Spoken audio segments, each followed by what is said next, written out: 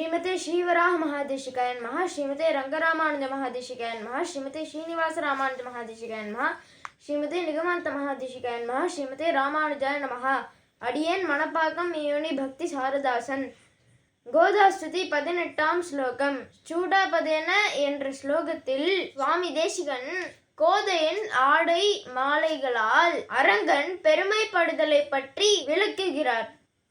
चूडापदेन परिगृह्य तवोत्तरीयं मालामपि त्वदलकैरधिवास्य धत्तां प्रायेण रङ्गपतिरेषु बिभर्ति गोदे सौभाग्यसम्पदभिषेकमहाधिकारं.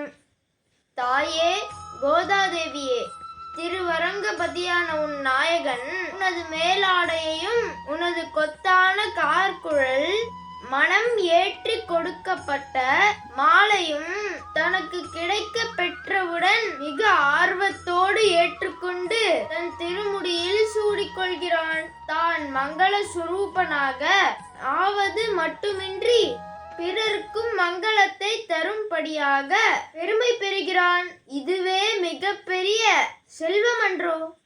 ஆம், இதுவே சௌபாகியத்தை தரும் மகா அதிகாரம். அடி கோதே, உன் மேலாடையின் சிறப்பு தான் என்ன? என்னே உன் முடியேறி களைந்த பூமாலையின் பெருமை.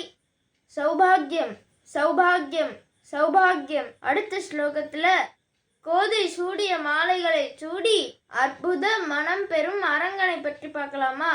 அடியேன் தாசன்.